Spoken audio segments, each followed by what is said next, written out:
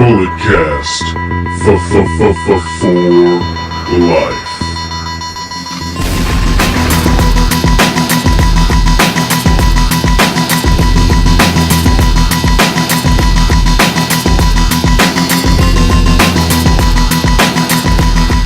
Hello, ladies and gentlemen, boys and girls, children of all ages. It is Father's Day. It is about 35 minutes after Money in the Bank. We are here for the Money in the Bank instant analysis. It's kind of a sad day for me. I am no longer the Bulletcast predictions champion.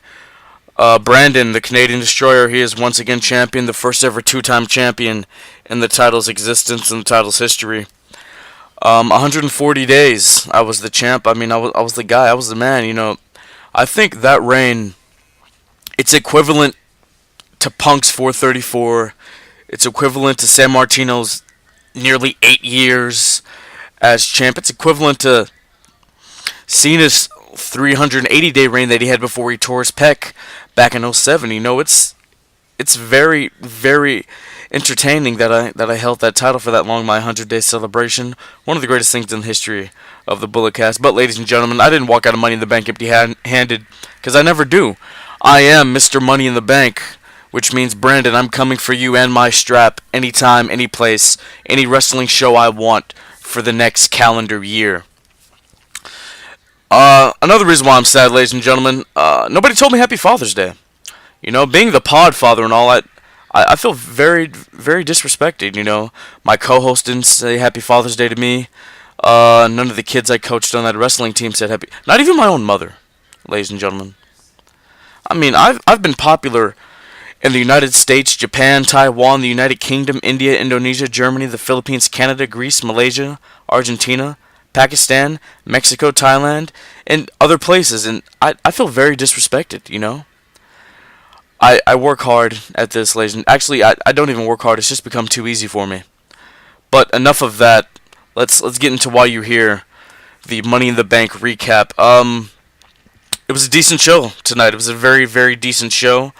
There were some shocks and some very, very good surprises. So let's get into it. We kick off the kickoff show with the Bludgeon Brothers defending and retaining their SmackDown Live Tag Team Championships against the Good Brothers, my boys.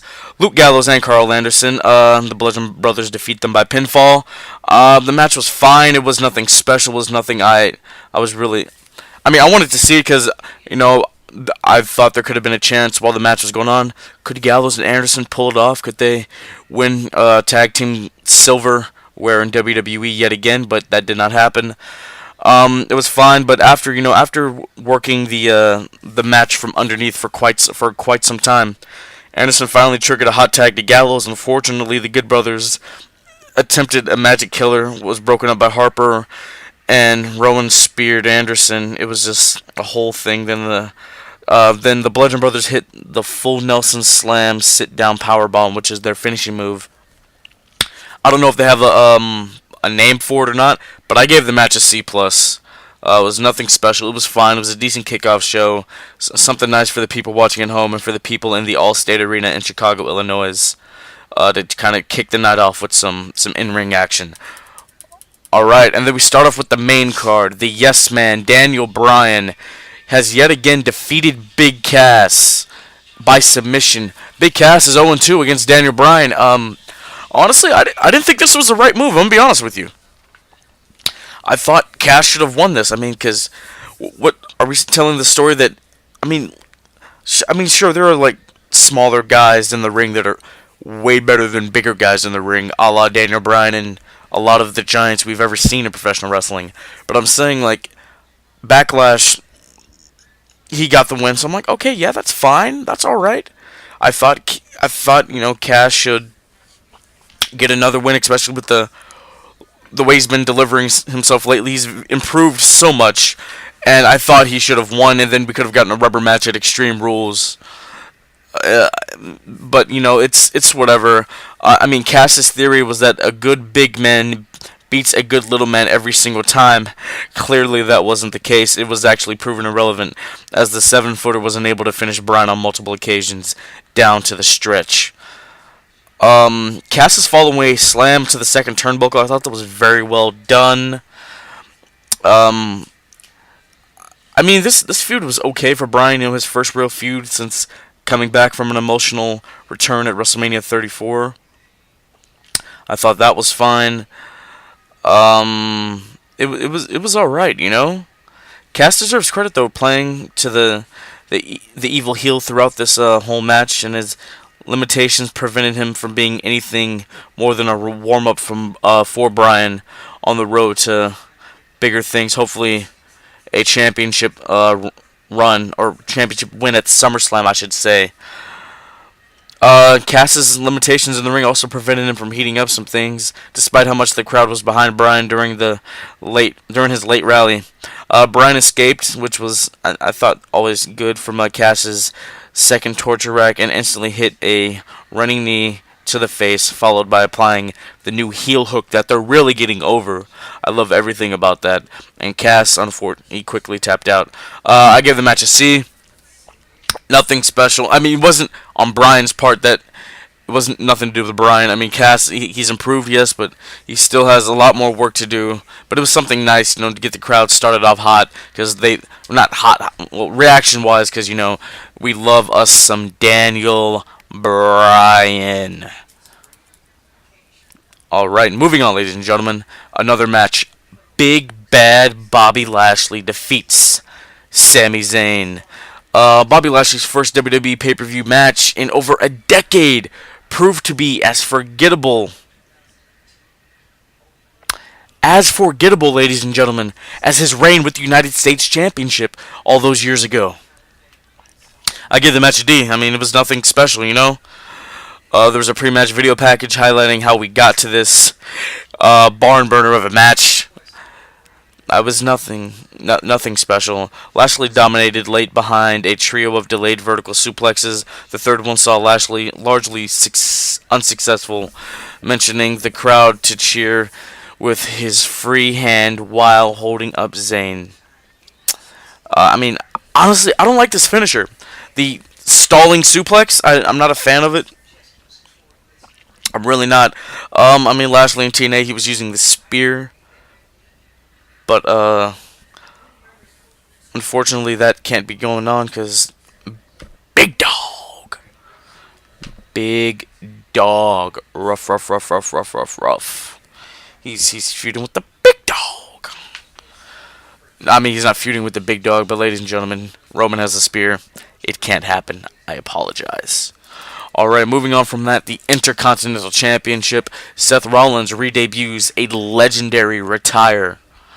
The black trimmed in gold, the attire he wore at WrestleMania 31 out here in the Bay Area, Silicon Valley, when he won the World Heavyweight Championship. He wore that attire for quite some time.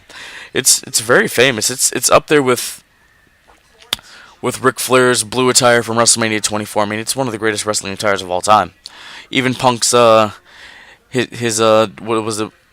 Black tights with a white strip, red stars trimmed in baby blue when he had that Money in the Bank match in Chicago, hint hint, back in 2011 against Cena for the WWE title. One of the greatest attires of all time, a la Seth Rollins. Alright, ladies and gentlemen, Seth retains. He defeats Elias. This was a very good match. I enjoyed it. I gave it a B. Favoring his storyline injured left knee and neck throughout the whole match, Rollins put forth a gritty effort in order to hang on to his title.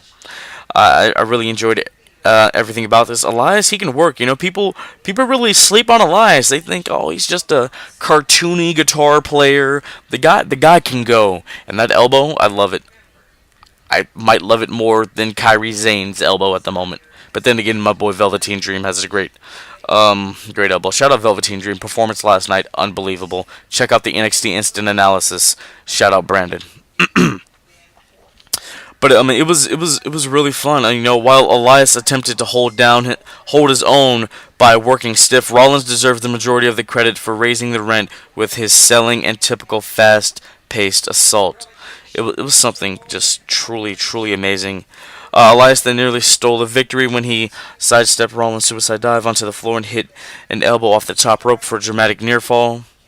The finish came when Rollins knee buckled on a powerbomb attempt. Elias ensuring an attempt at a drift away was unsuccessful as Rollins rolled him up for the 1-2-3. Actually, no, for the 2, and then I forgot he didn't roll him up for the 1-2-3 yet. Elias then returned the favor to Rollins, and Rollins then countered with another roll up for a 1-2-3. So I mean that was very good. I enjoyed everything about it. Rollins another great defense. Elias, this was good for him. I don't know if they're going to continue it on Raw or in 4 weeks at Extreme Rules, but it's going to be something very interesting. I love everything about it. Rollins and Ambrose. I mean, not Rollins and Ambrose. Rollins and Elias really going at it. Actually, you know what I can see happening? I could see Rollins, having another match with Elias. It could be if Vince Russo was booking this, it'd be a guitar and a pole match. If you get the guitar down, you can use it on your opponent, and then you have to win by pinfall. That's something Vince Russo would absolutely book. But anyway, whatever type of match they would have at Extreme Rules, I could see Dean Ambrose coming back after, and a heel Ambrose. I'd love to see it. That'd be a nice feud because heel Rollins and Ambrose, they feuded. Heel Rollins face Ambrose. They feuded over the WWE Championship so many times. They have a great rapport. They have a great dynamic, and turning heel for Dean Ambrose. I mean, people will be so excited to see him, obviously, but it would really as Vince McMahon would say, it would shake things up again. It really would. So I'm all in favor of shaking things up again. Rollins, Elias, great work tonight, boys. I give you guys a B. Alright, ladies and gentlemen, the women's Money in the Bank match. Little Miss Bliss goes on to become Miss Money in the Bank. She wins the third women's Money in the Bank match in history. And not only that, what she does later on in the night is astonishing. But yes, Alexa Bliss goes on to defeat the boss, Sasha Banks, the woman who brings the eclipse, Ember Moon, the Queen of Hearts, Natalya, the Queen, Charlotte Flair. God, I'm sorry, guys. I'm so tired. I've been up since like 5 something in the morning. I can't butcher these names, though. The Last Kicker, Becky Lynch, the Queen of the Glow, Naomi, and the ravishing Russian Lana to win the briefcase. Bliss, being a former SmackDown and Raw Women's Champion, will have a shot to regain the title on the Red Brand's title, which was very interesting. I mean, this match overall, I gave it a C+, guys. I did. I enjoyed it. There were some spots where I was like, oh my goodness. Charlotte. Jesus Christ. Sorry, people. Charlotte running underneath the ladder and spearing people. I thought that was great. There were some really just mistimed spots. There were some botches, Naomi, she was up there by herself for like 15 or 20 seconds when she could have probably went into business for herself and unhooked the contract, the briefcase. I mean, the women, they've never done anything like this. I mean, some, with like Charlotte and Becky and Natalya, they've done this before. But the others who hadn't been in the match before, I completely understand. And even for the ones I just mentioned that had been in the match before, those girls, they have like 2 under their belt. It's going to take some time to kind of work out the kinks in all these matches, So don't worry about it, ladies. You took on an incredible risk of performing in a Money in the Bank match. I don't know who the star of this match was. I mean, Jesus, it was crazy. It was unbelievable. The action got hot really early with Ember Moon hitting partially a stiff lion salt onto Sasha Banks on top of a ladder. Naomi also used the ropes to springboard onto the ladder and prevent Moon from grabbing the briefcase. Flair enjoyed a pair of memorable stare downs opposite both Sasha Banks and Becky Lynch. Sasha and Jesus, God, my God, I'm so sorry, people. Charlotte and Sasha, great rivalry back in 2016. That's Charlotte's steamboat right there. That's her steamboat. And then she's staring off with her Sting and Becky Balboa and Becky Lynch. Give me that, Becky. Best friends staring off at each other. That's always fun. See if they're gonna implode or whatever. I just realized this. Three of the four horsewomen from WWE were in this match. That just dawned on me right at this moment, which is very interesting. So, I mean, great stuff from these girls. I loved everything about it. Partially, without the botches or anything. Honestly, I would have loved to see Natalya win because I think it would have been better for the story that I thought I wanted to tell. But it it just so happens that they've done something even bigger and better, possibly, with this woman's Money in the Bank briefcase that I will talk about in just a few moments. Congratulations to the women. C plus, C plus match. That's what I give it. All right. Now the real barn burner of the night. Roman Reigns, the big dog, goes on to defeat the modern day Maharaja, Jinder Mahal. Sunil Singh, I said this guy looked like a foot and I didn't like him. I kind of take some of that back. Not the whole looking like a foot thing, but he performed very well tonight. I enjoyed it. He was on the ramp in a wheelchair, a neck brace, and a sling, trying to introduce Jinder Mahal to the people like he does every night, but he could barely do it, because he was hurt. Because Roman hurt him, or so we think. It really it was doomed from the beginning though, because it didn't take 3 minutes for the fans to start just spouting off their disapproval. They chanted, "This is boring." They chanted NXT, of course. In Chicago, they chanted CM Punk. Oh, quick thing, shout out Booker T.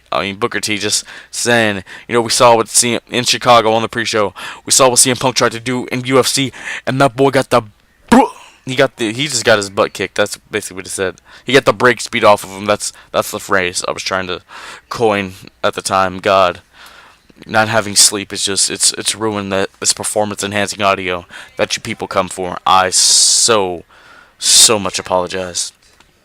Alright, so yeah, they chant this match is boring, they chant NXT, they chant this is awful, they chant CM Punk.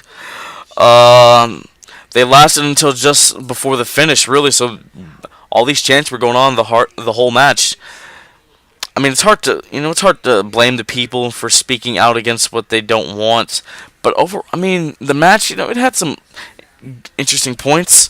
Reigns on the outside, assaulting Sunil Singh, hit him with a Superman punch, hit him with a spear. After earlier on in the match, Sunil jumped up and pushed Roman Reigns into one of the LED covers on the steel post on the ring. So that was interesting. Mahal, he went for a Colossus, didn't get it. He went for a quick roll-up, didn't get it. He had some color. He had some color on the cheek. I was like, oh. There was one knee. That jumping knee that Jinder Mahal does, that might as well be his finisher. I mean, I know Daniel Bryan has a knee. We can't do that. But, like, that knee, it looks awesome. It could win a match. That could have won him the WWE title besides the Colossus. But, the Colossus, and then again, it looks interesting when whoever's taking the move sells it. Like an AJ or Roman, when Jinder hit it on him on Raw, that looked actually pretty decent. So yeah, Jinder tries to roll him up, doesn't happen. He gets Superman punched. He gets speared. 1, 2, 3. The big dog rebounded, and he walked out with a victory. I give this match a D. Nothing special. Roman has to look strong, as Brandon always says, and so does the IWC. Roman had to look strong. It's fine. We'll see what he's doing at Extreme Rules. We'll see how all that plays out. All right, ladies and gentlemen, the SmackDown Live Women's Championship, baby. My girl Mella is money. Carmella, she is still the SmackDown Live Women's Champion, defeating Asuka via pinfall to retain this title. Okay? Look, I told you people. Carmella, she's on the rise of something. She defeated Charlotte Flair twice. She's beaten Asuka, a woman is supposed to be one of the baddest chicks on the roster, Raw or SmackDown. Carmella's onto something, but the rumors that were going around were obviously true. James Ellsworth returned to WWE tonight. and helped Carmella retain her championship against Asuka. I mean, he appeared in the garments that the robe that Asuka normally wears and the mask, and Asuka was just like, who? She was just looked so confused, and Ellsworth just stood there. Carmella tried to roll her up, didn't happen. She catches a knee to the face, and then Ellsworth is just standing there again. Takes off his mask. Asuka looks like, what? What are you doing here? And Carmella with that nice little super kick. Nice little super kick. She retains her championship. I love the fact that she's using that super kick and it's winning matches and retaining championships and beating very, very dangerous and credible opponents. Love everything about that. I gave this match a C minus. It was fine. You know, the late swerve certainly didn't cover up what became yet another loss for Asuka since suffering her first loss to Charlotte back at Mania 34 earlier this year in New Orleans. But, you know, provided a moment to remember, it just came to a C minus for me, man. For me, kids, people. I mean, kind of a snoozer of a title match, yeah, sure. I mean, actually, no, I wouldn't even say a snoozer. Let me take that back. Carmella performed very well tonight, you know? Tope suicidas, getting very aggressive, acting like a very desperate champion, quick covers, very, very good on Carmella's part. She's coming along nicely. I enjoy her as champion. Let's run it. Actually, you know what? Let's run it past SummerSlam. I think she should drop the title at the Royal Rumble. I think she should drop that championship at the Royal Rumble or in the next women's Elimination Chamber match. I wonder how those will work since the pay-per-views are co-branded now. Anyway, Royal Rumble, hold it past SummerSlam, drop it in January. Carmella, job well done tonight. You deserve it, baby. All right, a match that I was very, very heavily invested in. The WWE Championship, the #1 prize in the game. It's the Stanley Cup of pro wrestling. It's what you should work for in this business. If you're not in the business to be the WWE champion, then you might as well get out. Ladies and gentlemen, the guy who was the best wrestler in the world, and I know all the New Japan marks are going to be so angry that I just said that. But it's true, because he has the top prize in the world. AJ Styles defeated Shinsuke Nakamura by outlasting the 10 count in a last man standing match to retain his WWE championship. The fourth meeting between these guys, the former New Japan rivals. This was interesting. The fourth meeting in WWE, you know, Mania 34, through all the other matches they've had so far. This was very good. You know, countless Kinshasas. Shinsuke I mean, this is good. I thought Shinsuke was gonna win for a second. My heart kind of stopped. I was like, oh, I know. I had to be brought back, you know. They had to go clear, boom, you know. It was that bad.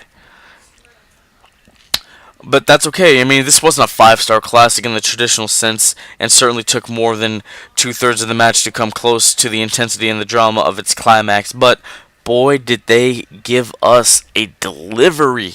They delivered. Nakamura delivered a huge spot midway through when he ran across 2 announce tables to hit a stiff ass Kinshasa on Styles. AJ just outlasting 10 counts. It was amazing. AJ got Kinshasa. He got put through a table. He got low blowed. He hit a really stiff low blow on that. Actually, no, he just kicked him in the malls. He just kicked him right there, right in the family jewels. Just bang. Just kicked him right there. That would also lead to something. The decision of the match later on. I mean, Nakamura, he was getting up from phenomenal forearms and a Styles clash off of the steel steps. But AJ, he would eventually, you know, get in the ring. And there was just this shot of AJ on the apron and that wide shot of the crowd. And they're feeling it, getting really emotionally invested in this. And AJ hits a phenomenal forearm outside of the ring onto Nakamura. They both go through the table. Styles makes it up. Styles retains his WWE Championship. I think Nakamura's done after this. I don't know where Nakamura's going to go. I don't know what AJ's going to do. They probably have another match at Extreme Rules, and Nakamura could win there. Honestly, I don't know. But I mean, this was very good, you know. This was all very interesting. Congratulations. Congratulations to these guys. I think Styles is poised to move on to bigger and better things now. Alright, gave the match a B+. Now this match that I'm about to talk about, this, I was shocked again. I was shocked again. The Raw Women's Championship match between Rowdy Ronda Rousey and Nia Jax. This was a fight. Honestly, best match of the show. We'll call it right now. Best match of the show. This match was very, very good, and everything that transpires into it was very, very good.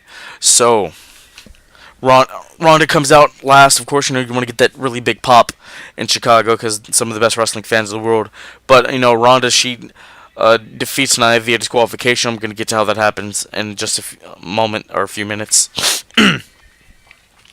The soon-to-be UFC Hall of Famer, you know, she makes her way to the ring, and you know, she's the former UFC bantamweight champion. She was looking to kind of go a la Brock Lesnar and be like the first person to hold a WWE World's title and a UFC World's Championship.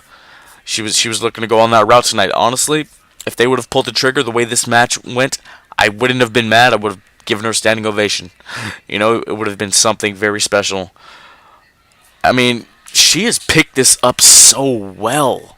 I mean, the bumps she was taking, the way she was selling, I'm like, you know, this was awesome. Because, you know, I mean, people were like, she's in a singles match, her first ever singles match. Kurt, Stephanie, and Hunter aren't there to help guide her or protect her or hide her flaws, you know, or insecurities in the ring. Nobody was there for that. It was just going to be her and Nia one-on-one. People were saying this match needed to be 3 or 4 minutes. I'm glad it went as long as it did. I don't have the official times. I'll try to look those up as we go on with this. But this match was very, very well done. I loved everything about it. So here we go. Let's talk about it, guys. Ronda Rousey, you know, she remains to be somewhat of a natural. I mean, she's picked this up the way Kurt Angle did, or I coach wrestling. I had a girl on the team. She picked up that sport in her first and last year. She picked it up so quick. It was just, I kind of see the same thing. You know, I'll use the same analogy. It was just amazing. Rousey's her timing was damn near perfect throughout this whole match. You know, it saw Rousey, you know, go on against a much heavier opponent in Jax. And I like how the commentary, when Jax headbutts Rousey, the commentary is like, "There's no headbutting in UFC, Ronda. You gotta get used to that." I thought UFC was Ultimate Fighting. I thought there were no rules. You know, come on now, guys. You UFC boys gotta change it up. Gotta put on your big boy pants and get some fighting done, guys. I'm joking. Obviously, I don't want the UFC community to berate me on Twitter or something like that. Anyway, yeah, Rousey's timing damn near perfect in this match. She was going up against Jax, much heavier opponent. This match, it really deserves credit for how well it was booked, incorporating the constant threat of Rousey's armbar finisher along with other aspects of her mixed martial arts background. And that judo throw, oh my goodness, it was so beautiful. It was amazing. It was awesome. I mean, I might have to find that GIF on Twitter and just retweet it because it was awesome. You know, I was like, what is she doing? Is she trying to pick her up like for a Samoan drop? Or, speaking of Samoan drops, that Samoan drop that Ronda took, I mean, she was like going flat, but then she changed mid-move and took it kind of the correct way. And I was like, oh my goodness, I am so scared for her. But she delivered. Ronda Rousey delivered tonight. I'm so proud of her. Congratulations, Rowdy Ronda Rousey. You deserve everything. You know, you've really changed people's perceptions of other people walking into professional wrestling and just thinking, oh, this is a piece of cake. No, I've heard Rousey's put in a tremendous amount of work at the PC and everywhere else. It's It's amazing. Okay, Ronda Rousey, Nia Jax, 11 minutes and 5 seconds. Wow, that's it. That's wow. That's interesting. Okay. All right. Oh yeah. Shout out to Chris Jericho. No, but I mean, it was great. You know, I thought Rousey's that crossbody was amazing. Ronda Rousey, she's so charismatic. She's thrilling. She's awesome. She can do this. She can truly do this, and I'm so proud of her. You know, I really am. But what happens? The reason why Ronda won via disqualification, Little Miss Bliss, Little Miss Money in the Bank, my girl, just starts smacking Nia. I mean Ronda and Nia with the briefcase, just getting rid of Ronda. You know, throwing her outside of the ring, throwing her over the table. Ronda's selling impeccable. Ronda Rousey's a badass, man. She can do this. I know she can do this, and I'm so proud of her for that. And then not Nia, Alexa. You know, she told us she'll be the one to take that championship off of Nia Jax. She'll be the one to beat her for it, and she was right. She becomes a 5-time women's champion tonight. She cashed in successfully. The match was only 35 seconds. Because she capitalized on it. You know, hits her with the DDT, didn't pin her with it. She smacks her Nia Jax's injured arm onto the canvas. She goes up top and hits Twisted Bliss, or, you know, it's the Sparkle Splash. Always be the Sparkle Splash. I know Brandon likes that. And becomes a 5-time women's champion in WWE, and becomes only the 3rd person in Money in the Bank history to cash in the contract the same night they won it. Kane was the first back in 2010. Dean Ambrose was the second back in 2016, and now Alexa Bliss in 2018. Congratulations, Alexa. You deserve it. You deserve it. You deserve it. All that stuff. I gave this whole thing, from Rousey and Jax all the way to Alexa walking up with the championship, I give it an A-. A-. Great stuff. Congratulations to all these ladies. And now, it's going to be really interesting to see what happens on Raw tomorrow night. Like, Ronda, what's she going to do? Ronda, Alexa, like, if you thought Alexa's selling of, like, how scared she was against Asuka and against Nia, oh my god. That's going to be epic. Just, Alexa's going to be begging, like, please, please, please. And plus, I think when Ronda gets that armbar in on Alexa, because you know Alexa, you know, she can hyperextend her elbows or whatever, she's double jointed, it's going to look so vicious. It's going to look disgusting. I think that's what's going to happen. I guarantee it, actually. You know, it's going to be, oh my god. Like, Joey Styles would have to be like, oh my god! It's gonna be that gross, but it's gonna be cool. Alright, A- for those ladies. Great stuff. Alright, the men's Money in the Bank ladder match. This was the last match on the card. Rightfully so, you know. If it wasn't going to be the WWE title, it had to be this one. I'm not going to lie. I am kind of disappointed with the result. I'm going to be very honest with you. Braun Strowman, my boy LeBron Strowman, the monster among men. Jesus, I'm yawning. He goes on to defeat, the Demon, not the Demon. He wasn't in Demon gear, but a man who was John Wayne Tough and James Dean Cool. Finn Balor, the prize fighter Kevin Owens, the glorious Bobby Roode, the A-lister The Miz, the Samoan submission machine Samoa Joe. Rusev, happy Rusev Day. Shout out to the Bulgarian Brute. And 1/3 of the powers of positivity, Kofi Kingston, to win the Money in the Bank contract. Awesome. Awesome match. Awesome match. So the way this went down, the New Day, they come out, and we're like, who's it going to be? Like, who, all that good stuff. Big E starts walking down, and then Xavier's like, nah, I got this. And he starts taking off his ring jacket or attire, whatever it was, and he rips his shirt, and on his chest in orange paint, it's written out Kofi. And Kofi Kingston participates in his 7th Money in the Bank, tying Kane for the most in history. But, you know, Kofi's never won any Money in the Bank ladder match. And honestly, Kofi needed to be in the... I see why they put Kofi in it. I would have loved Big E. I would have preferred Big E. But they needed another high flyer. Kevin, he could do high-flying stuff at times, but he's more of a big man. And Finn just being the only high-flying guy, I understand why they didn't run run with Big E. Or Xavier, he can be a powerhouse at times. He can fly. We've certainly seen with that long-range elbow that he likes to throw out there every once in a while when he's old schooling it on the top rope. But I understand why Kofi was in it. This match was a car wreck. I mean, you have Braun Strowman running through ladders. You have him throwing Kevin Owens off of a 15-foot ladder, crashing through a table. And Owens, he didn't get up after that. Like, he was out for the rest of the match. I checked the time. This match was 20 minutes exact. Braun Strowman was buried under ladders. Finn Balor, does a topic on Hilo and takes out every member of this match except for Braun Strowman, because all the other members they caught Kofi when he tried to do a dive, and then they all collapsed when Finn Balor did a dive. And Finn walks up the ramp, grabs a really, really gigantic ladder, and he's walking to the ramp, and Braun has it. He has a hold of it, and he pulls him back. It was really good stuff. This match was booked very well spot wise. Rude's selling was amazing in this one. Actually, shout out Ember Moon for her selling back in the Women's Money in the Bank one, like when Lana hit her with that face buster. No, kind of going off topic, but whatever. Hitting her with that face buster was just really cartoony selling, and I loved it. But going back, Rude's selling was amazing. Samoa Joe's selling of the Trouble in Paradise was nice. Strowman really just throwing hands. He tells people they're going to get these hands, and they do.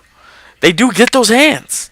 Like, I'm scared for people when they get those hands, because it's dangerous. Like, look at the size of that man's hand. It's not good. It's not good at all. Very, very large. Very gigantic. No, but seriously. The overall result of this, like I said, Strowman won. He's Mr. Money in the Bank. The shot when he pushes Kofi, because Kofi, so many great spots in this one. Finn and Braun, they're on the ladder in the ring. This is the closing moments of the match. Kofi springboards into the ring onto Braun's back, and he's trying to, use Braun to elevate himself to grab the briefcase. Strowman and Kofi punch Finn. Finn falls, runs down the ladder. Strowman just gets Kofi off of his back, and Kofi takes a nice bump. And Strowman, he's up there for a little bit of time. I'm like, is Kevin Owens gonna come back and do something? But no, that didn't happen. He did it. He won. Both contracts went to Raw. I guess because SmackDown had the pay-per-view last year. But I would have so preferred to see Samoa Joe or Miz with that title or contract. Braun Strowman is a babyface. Money in the Bank is a heel thing. It would have been so great, but unfortunately that didn't happen. Shout out to Rusev with the super accolade on Rude and Kingston, I believe it was. Very, very interesting. Shout out Miz, Excuse me, ladies and gentlemen. Shout out to Miz and Styles and all the other guys who performed on Father's Day. Gallows. Shout out to all you boys having to work on this wonderful day. Ladies and gentlemen, I'm going to go get some sleep. I am completely exhausted. But that is going to wrap up this instant analysis for WWE Money in the Bank 2018. I am Mr. Money in the Bank. Here comes the money, ladies and gentlemen. I'm on my way to the bank to cash in and become the Bulletcast champion one more time. Don't know when it's going to happen. You're all going to have to stay tuned for it later, you damn marks.